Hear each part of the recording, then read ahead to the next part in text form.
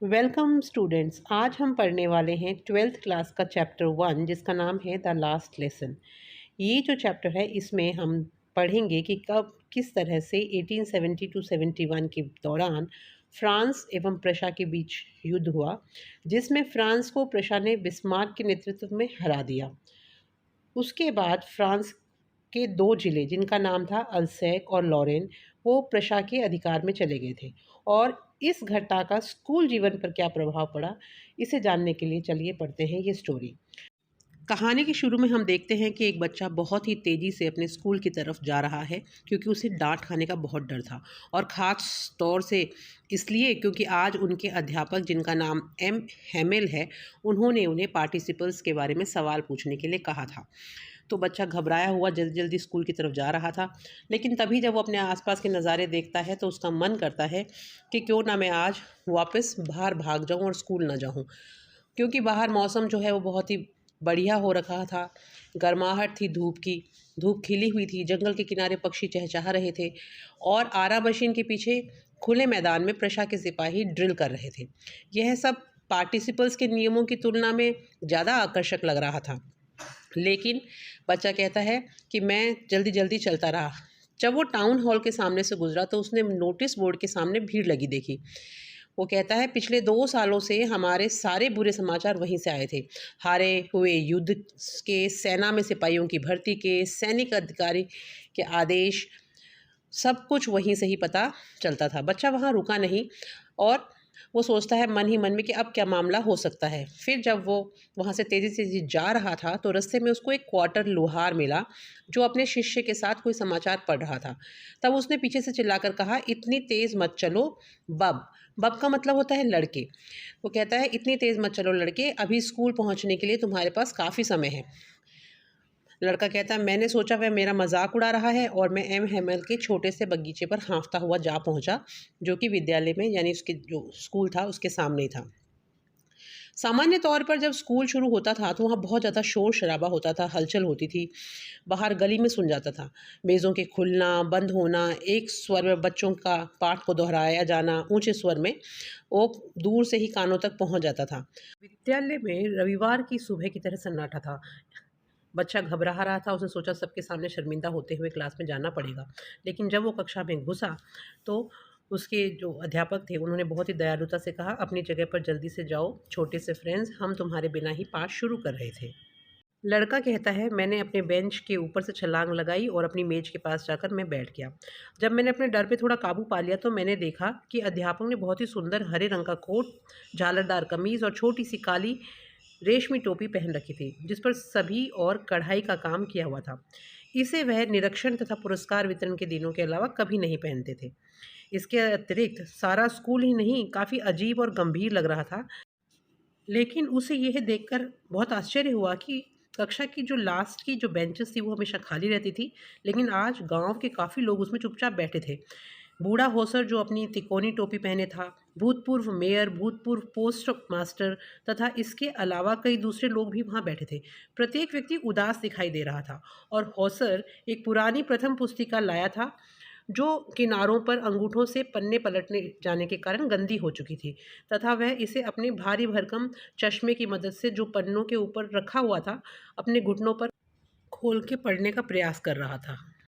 जब मैं इन सब के बारे में विचार कर रहा था तो एम हेमल अपनी कुर्सी पर बैठ गए तथा उसी गंभीर और विनम्र स्वर में जो उन्होंने मेरे लिए पहले प्रयोग किया था कहा, मेरे प्यारे बच्चों, यह आखिरी पाठ है जो मैं तुम्हें पढ़ाऊंगा। बर्लिन से आदेश आया है कि अल्सैक तथा लॉरेन में जो स्कूल हैं उनमें अब सिर्फ जर्मन भाषा ही पढ़ाई जानी है।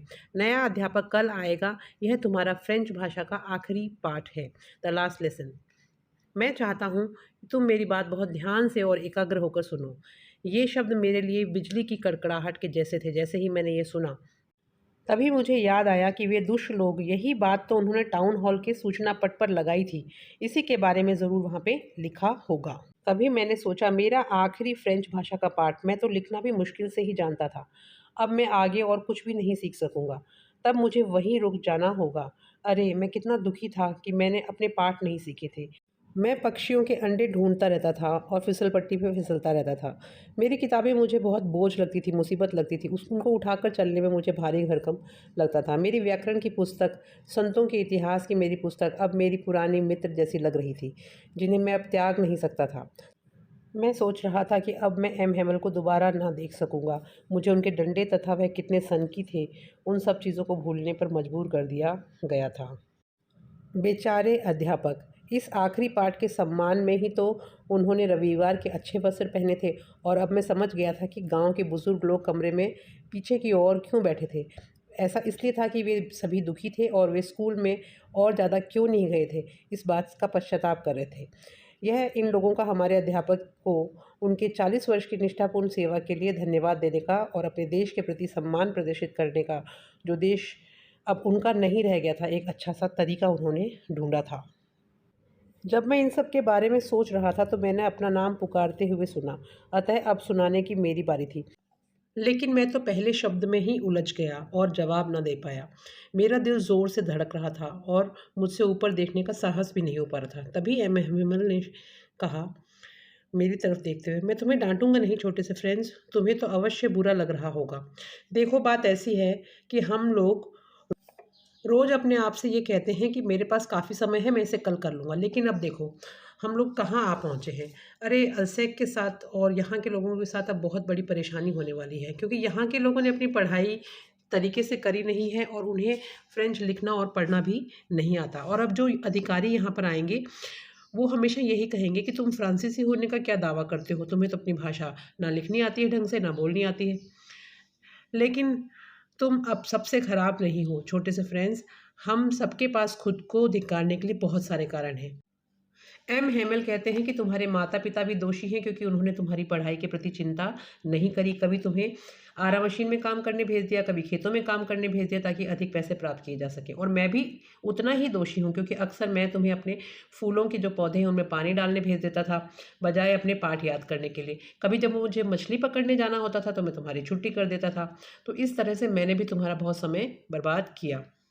उसके बाद एम हेमल कहते हैं कि फ्रेंच जो है वो दुनिया की सबसे सुंदर भाषा है, सबसे ज़्यादा स्पष्ट, सबसे ज़्यादा तर्कसंगत, और हम बहुत खुशनसीब हैं कि हमें ये भाषा बोलनी आती है।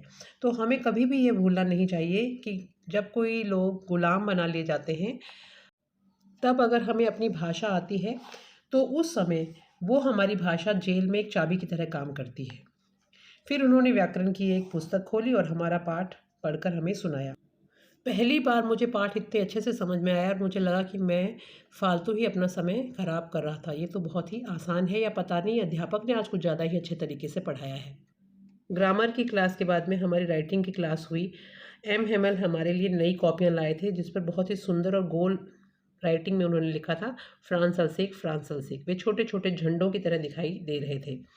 उसके बाद पूरी क्लास में इतना सन्नाटा था कि सिर्फ पेन के चलने की आवाज़ आ रही थी, और सिर्फ एकमात्र आवाज़ थी जो कागज़ पर सिर्फ पेन रगड़े जाने की सुनाई दे रही थी।